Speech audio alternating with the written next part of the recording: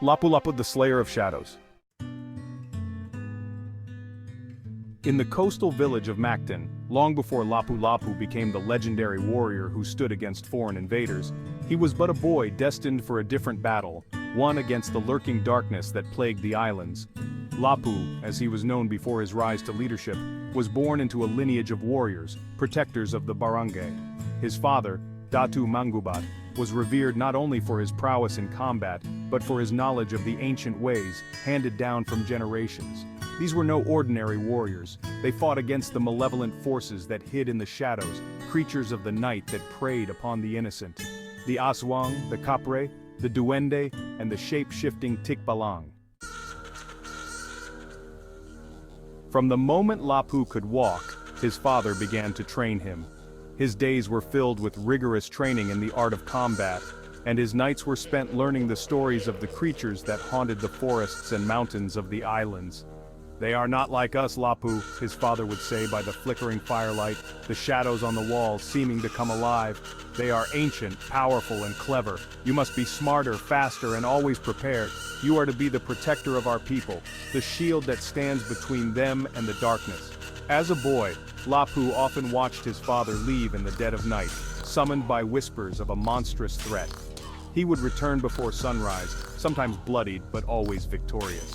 Lapu longed for the day when he could prove himself worthy of carrying the same responsibility, the duty that had been passed down to his family for generations. Years passed, and the time came when Lapu was no longer a boy but a young warrior. The night before his 16th harvest, Datu Manggubat summoned Lapu to the edge of the forest, where the air was thick with the scent of wet earth and ancient trees. The wind whispered of secrets, and the moon cast an eerie glow on the scene. "The time has come, my son," his father said, his voice heavy with the weight of tradition. He reached into the folds of his woven tunic and pulled out a small, intricately carved medallion. It shimmered faintly under the moonlight, etched with ancient symbols that seemed to pulse with a life of their own. "This is the medallion of the Datu, passed down from our ancestors. With it comes the strength of the warriors before us and the duty to protect our people. It is a sign that you are ready, Lapu, ready to face the evil that hides in the shadows." Lapu's heart raced as his father placed the medallion around his neck. As soon as the cool metal touched his skin, he felt a surge of energy flow through him. It was as if the spirits of his ancestors were now with him, guiding his every movement. "You are the Datu now," Manggubat said, his eyes full of pride. "Go, Lapu, and protect our people. The darkness stirs, and it is time for you to take your place as their defender." That night, the Aswang came. A blood-curdling scream echoed through the village as the creature descended upon an unsuspecting family.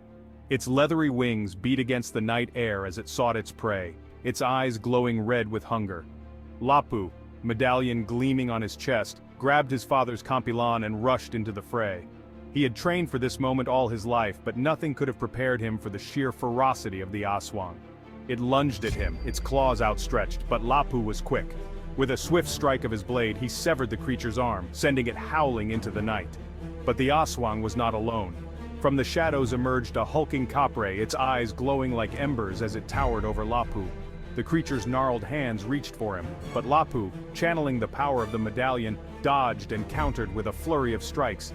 The battle was fierce, but Lapu fought with the strength of his ancestors, driving the creatures back into the darkness from which they came. The people of Mactan, who had cowered in fear, now looked upon their new Datu with awe and reverence. In the days that followed, Lapu's legend began to grow. He was no longer just the son of Datu Manggubat. He was Lapu-Lapu, the slayer of shadows, the protector of his people. With the medallion around his neck, he traveled across the islands, facing all manner of creatures. Duwende who played tricks on unsuspecting travelers, the Tikbalang who led hunters astray, and even the Manananggal, a terrifying winged creature that split itself in half to hunt its prey. But no matter the foe, Lapu stood firm, wielding his father's blade and the power of the medallion to keep the evil at bay. The people of the islands began to speak of him as a living legend, a warrior chosen by the gods to protect the land from the forces of darkness. As the years passed, Lapu-Lapu's fame spread far and wide, but with it came the realization that his fight was far from over. The creatures of the night grew more cunning, and whispers of even greater dangers began to reach his ears.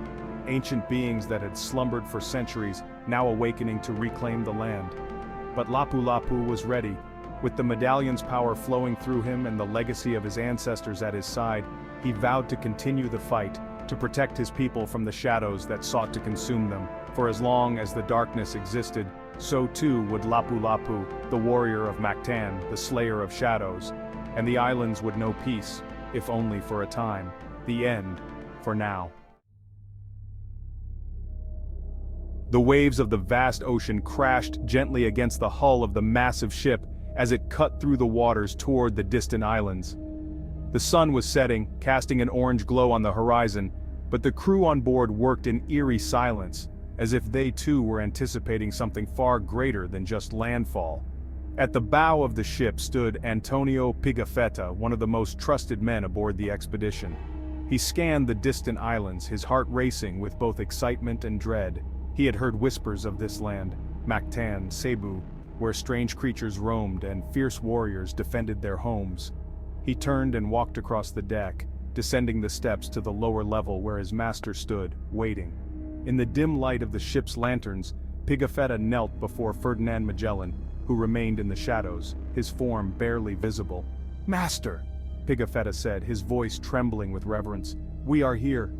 For a moment there was silence, the only sound the gentle creak of the ship and the distant waves.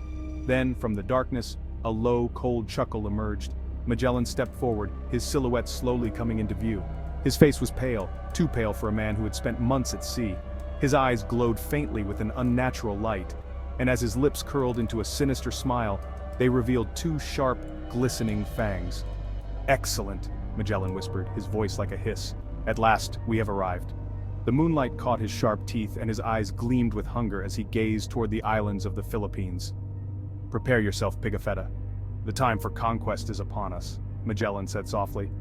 But there was something darker in his tone, something far more dangerous than simple conquest. As the ship sailed ever closer to the islands, a chill swept over the waters, as if the very air itself had sensed the arrival of something ancient and evil. In the distance, Lapu-Lapu stood on the shores of Mactan, his medallion glowing faintly at his chest. He could feel it, the approach of something dark, something unlike any creature he had faced before. The wind whispered a warning and the shadows seemed to grow longer. The true battle had not yet begun. To be continued.